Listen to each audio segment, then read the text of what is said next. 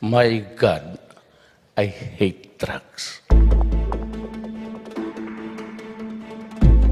Solicitor General Jose Calida refuses to comment at length amid allegations of conflict of interest. This involves deals worth over 39 million pesos between his family's security agency and the government. Calida was evasive when he was cornered by the media at the Senate. Sir, any reactions to your calls for your resignation? No, that's not. No comment at all. Don't you want to defend yourself from the allegations, sir? I will defend myself at the proper forum, not here. Calida earlier denied any conflict of interest. He says he resigned as president and chair of the Vigilant Investigative and Security Agency Incorporated before assuming his post in May 2016. His wife, Milagros Calida, is incumbent president and chair of the security agency. She assigned deals with the National Parks Development Committee. The contracts cover security services for Rizal and Paco Parks in Manila.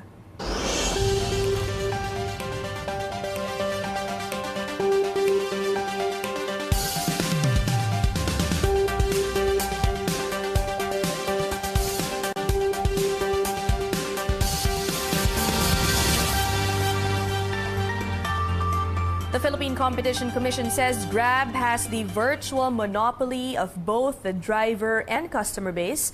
According to its review, the Competition Commission is concerned about Grab's surging fares despite the supposed increase in its supply of drivers. It adds the loss of competition has led to a spike in driver and trip cancellations, including longer waiting time. The Commission says the entry of new transport network companies did not provide sufficient competition. It explains it will take time for these new players to build a base of drivers and riders that can compete with Grab. Hintayin natin kung ano yung comments nila at mariring in the process mag-offer sila ng commitments, voluntary commitments. Otherwise, mag-proceed tayo doon sa adjudication na mismo para yung commission magkaroon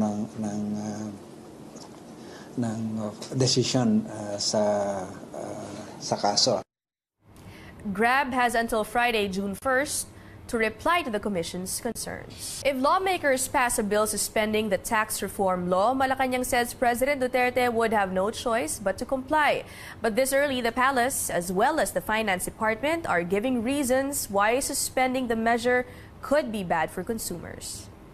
Malacanang is leaving it up to lawmakers to decide on calls to suspend the tax reform or train law.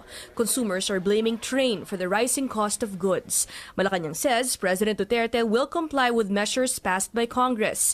This early, though, it says suspending the train law will do more harm than good. Masakit po talaga ito, pero kung ititigil naman natin ito at matitigil ang build, yung mga trabahong inaasahan, yung mga additional na kita sa mga negosyo na magge-generate ng build, maantala rin. So pare-pareho tayong malulugi, no? Finance officials say among programs which may suffer if the train law is suspended, free tuition in state colleges and universities, and pay hikes for public school teachers. They say the train law is not the cause for rising prices of goods. For instance, based on their computation, while diesel prices went up by 10 pesos and 20 centavos over the past weeks, the train law component is only 2 pesos and 80 centavos. Officials are instead blaming the spike in world oil prices as a cause of more expensive fuel. So how about holding off on imposing excise taxes on fuel? It seems there's no immediate relief from this anytime soon as well, as the train law does not automatically suspend this tax. Under the law, fuel excise tax may only be suspended if the oil price averages at $80 per barrel in 3 months before the next scheduled increase, and that's still in January 2019. The tax imposed last January, though, will remain, and only the next increase will be suspended. The increase is scheduled yearly from 2018 to 2020. It's also hard for us to suspend mid-year because you have already projected in your appropriations, in your revenues, and in your budget, those things that you will fund in your budget allocations. The Finance Department says revenue from higher taxes provides 33 billion pesos in additional income for the people every month. That includes 12 billion pesos from lower personal income tax, 2.5 billion pesos for unconditional cash transfers to the poor, and 3.5 billion pesos in free tuition for state colleges. Finance officials say it's more than enough to cover for what the train law takes from consumers.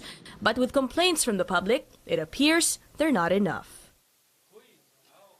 In other news, President Duterte fires another official, this time the Government Corporate Council, Rudolph Philip Jurado. Here's what he said. May I call the Government Corporate Council now? Are you in this? Nandito ka? Kasi kung nandito ka, lumabas ka po. You are fired. I do not need you, and maybe you do not need me. Alam mo yung APECO was granted a franchise, report and everything, and there's always that accompanying provision about gambling. Wala akong magawa eh. I don't like it. I have a very bad experience about gambling when I was young. President Duterte made the announcement during the signing of the Ease of Doing Business Act in Malacanang.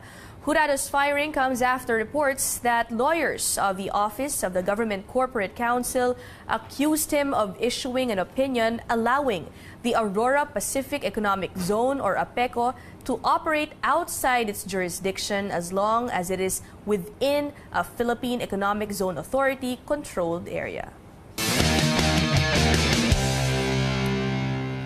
In sports, basketball superstar Kiefer Ravena is banned from playing in FIBA-sanctioned tournaments for 18 months after testing positive for 3 prohibited substances. Our Pauline Versosa was at the Samahang Basketball ng Pilipinas press conference in Mandaluyong. She joins us live for the latest. Pauline?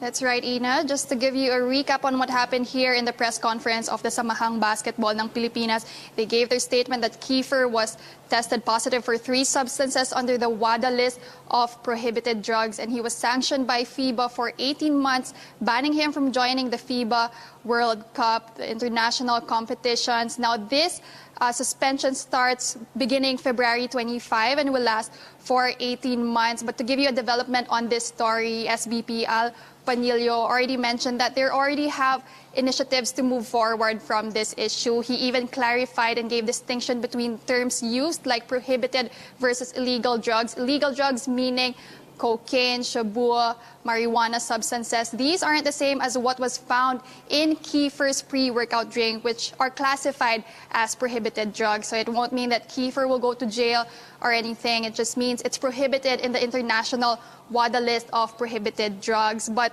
SBP wants to raise awareness, promote precautionary measures for future athletes here in the Philippines, and that includes their plans of putting up a WADA-accredited facility here in the country to promote awareness on these substances. And after the press con, we did talk to Kiefer Ravena, and regarding speculations on his eligibility for the PBA, he said that Commissioner Willie Marshall has been very helpful in negotiating this with FIBA, but he says they don't want to pressure them too much because they've already been lenient in sentencing him. Instead of giving him 4 years, they just gave 1.5 years. So Kiefer, after all this issue, he's hoping for the best and hopes everyone can help him make this more positive rather than negative. Ina?